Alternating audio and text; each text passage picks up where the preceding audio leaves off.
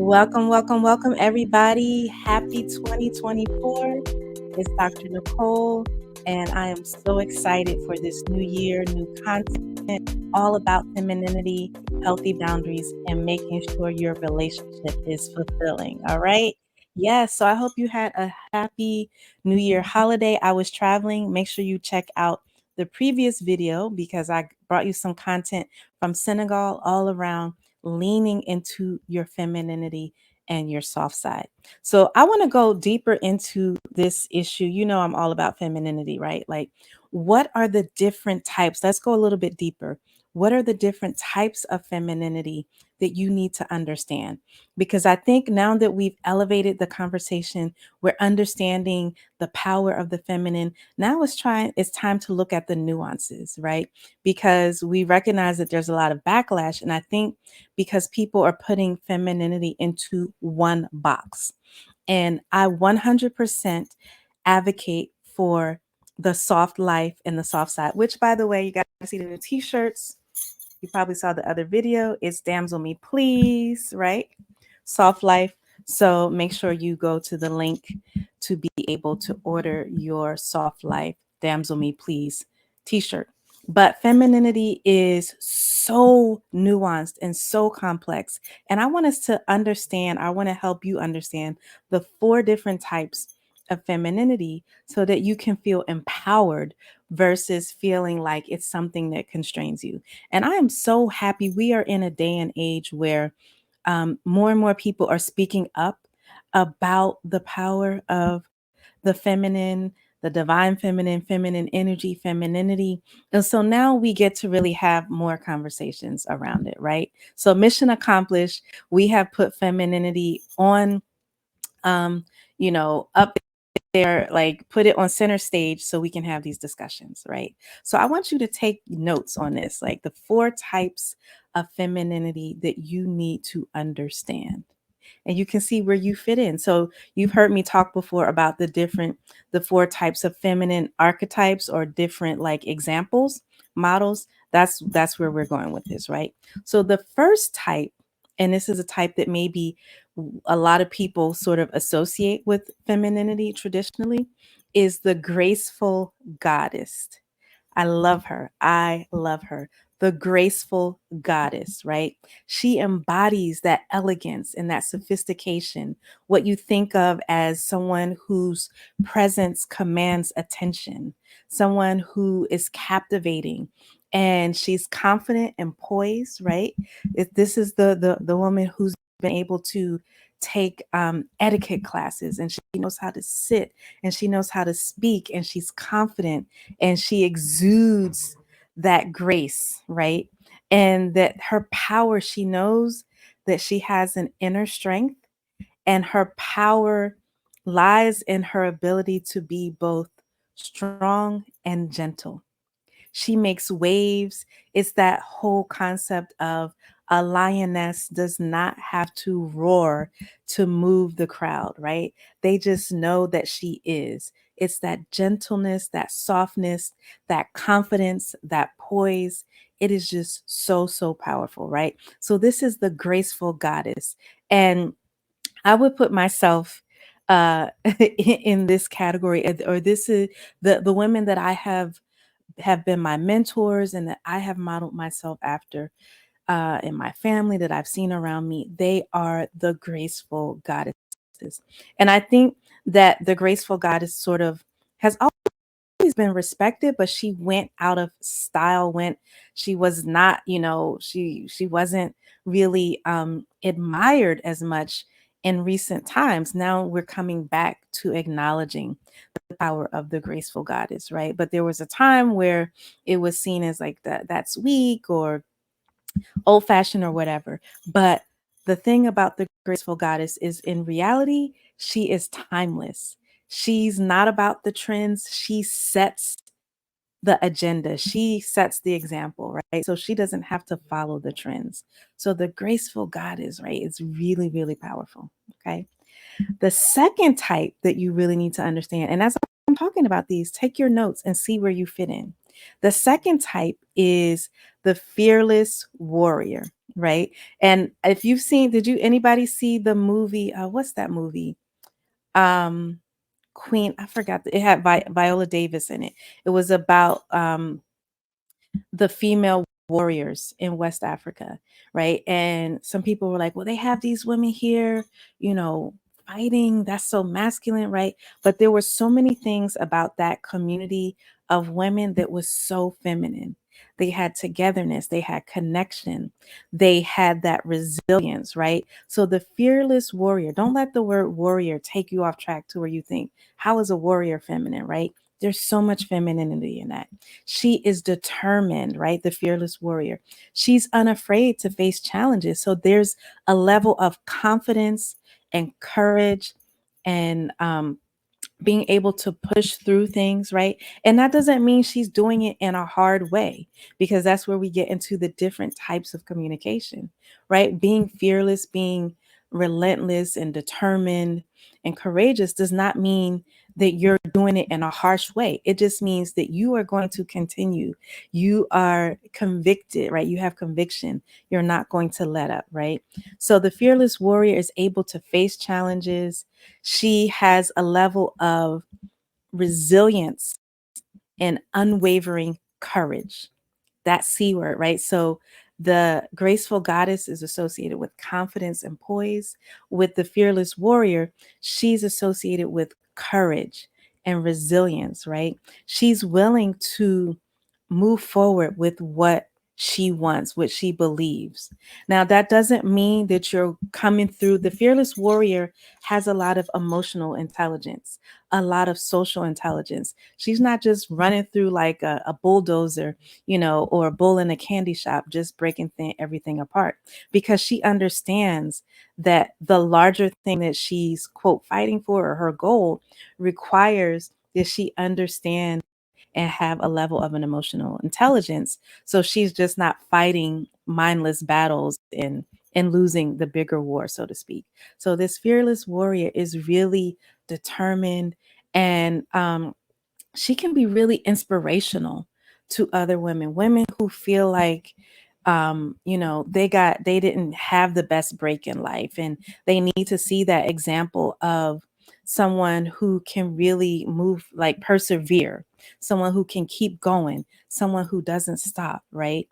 She's able to see be inspired. There are a lot of women who can be inspired by the fearless warrior. Now, here's the thing though, the fearless warrior has to make sure that she allows for balance in her life.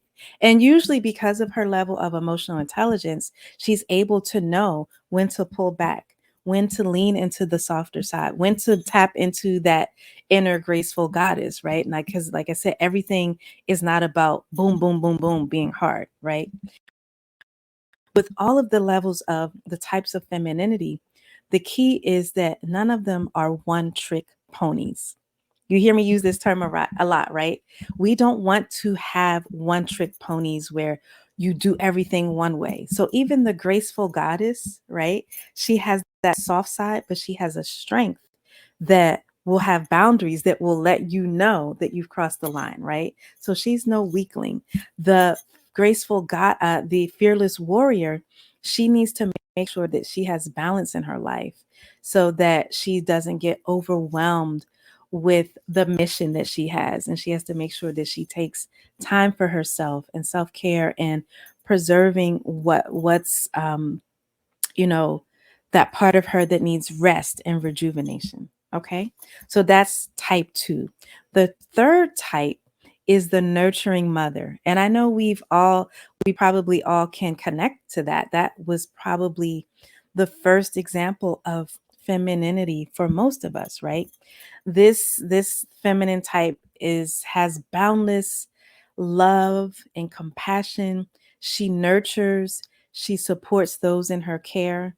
She helps to foster growth and development in other people, and she helps to create an environment of acceptance and non-judgment where people feel comfortable with her. And I know I have parts of that myself, right? It's that where you can be in a position where people feel comfortable with you, because they understand that you are accepting to a degree because you have their best interest at heart. And in relationships, this is a type that many men in longer term relationships, marriages, and so forth, this is what men want as well. It doesn't mean you're being his mother, but there is a part of that relationship, just like women, they want that more paternal or fatherly type of protection. Well, there's the nurturing mother love that many men want to have aspects of. Now, this is a side note. In relationships, though, you don't want to overpower that, because an unbalanced mother is one that will want to control or want to just be in that role of nurturing and guiding. And in that way, you can be off balance with the masculine. But there is certainly so much to be gained from the nurturing mother. And if you have aspects of that in yourself where you're compassionate, you're empathetic, you're nurturing, you just want to make sure that you have enough self care, that you're taking time out, just like the fearless warrior has to make sure she's balanced. The nurturing mother needs to make sure that she's not pouring into others without pouring back into herself. And in relationships, she needs to always make sure she taps into that sensuality, that edginess, that sense of creating mystery and intrigue, so that her relationship stays spicy and stays, that has that fire and that spice and that sensuality and sexuality in it, so that there's that attraction, right? So, with all of the types, as you're seeing what I'm saying, you need to make sure that you balance out any aspects of the feminine type that may, if they're like too much of one type of energy, that can be off balance. You always want to make sure that you're aware and not, again, a one trick pony, so that you balance it out with other aspects of the feminine energy. Okay. And the fourth type that I want you to know about is the independent innovator. And I know a lot of my women out there, career women, business women, right? They can relate to this. But the independent innovator is not the same as a boss chick. Boss chick is different. I've spoken about this. Boss chick energy um, is overbearing, overpowering. It doesn't allow for her vulnerability, and it can overpower both herself and her partner, right? So the independent innovator, though, is different. She is a trailblazer. She is willing to kind of be a visionary, forge her own path, and she's very creative, though. And her ambition is fueled by her creativity. Her ambition is fueled by her creativity. And so that creativity is a very feminine quality. It's generative, it is generating life, it is helping to create. And so the independent innovator is willing to collaborate, even though the title is independent, she's willing to collaborate with others because she understands how that helps her to live out her vision. And she sees her vision as not just about herself. It's not called the selfish independent innovator, it's the independent innovator who also wants to collaborate and sees herself in connection to others, right? And so the thing that she needs to kind of make sure that she is just mindful of is that she makes sure she can see the forest for the trees. So sometimes she can get so caught up in like that vision, that mission, forging her own path, that she forgets to step back and see, make sure that the timing is okay. Make sure that everything is in alignment. Make sure that she can see the big picture and doesn't just get so caught up in her emotions or her passion for the thing that she's trying to achieve, right? But each of these are so powerful, right? Just to recap, you have the graceful goddess, you have the fearless warrior, you have the nurturing mother, and you have the independent innovator. All of these are powerful in their own respect. And here's the thing: femininity is not a one note type of energy. It has layers, it has substance, and we all probably weave in and out of most of these, even though we identify or we might exude qualities of one, like, more dominantly. We weave in and out, and that's the power. Once you understand what these are, you can take bits and pieces to actually upgrade your goals, your life, your relationships, your communication. The feminine goddess or the graceful goddess is not only soft, she knows when to enforce boundaries. The independent innovator is not just a boss chick doing things on her own, she knows when to pull others in, right? The nurturing mother knows how to also tap into not only the empathy, but the edginess that can keep her relationship spicy and alive, right? Don't let that word mother fool you. And the fearless warrior, it can be an inspiration because she's courageous. She just needs to make sure that she has balance for herself in her life. Okay, so you let me know, what is your type? What is your predominant type? Which one do you associate with, and which type do you want to pull more of those qualities into your life?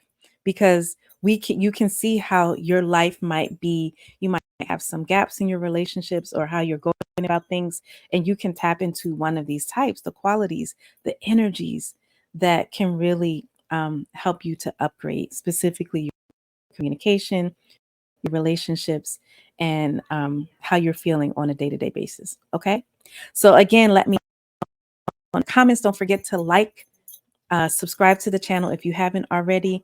Click the link in my bio or in the show notes so you can get your Damsel Me Please Soft Life t-shirt. Yes, this is channeling Graceful Goddess, and I will see you in the next video. Take care and happy 2024.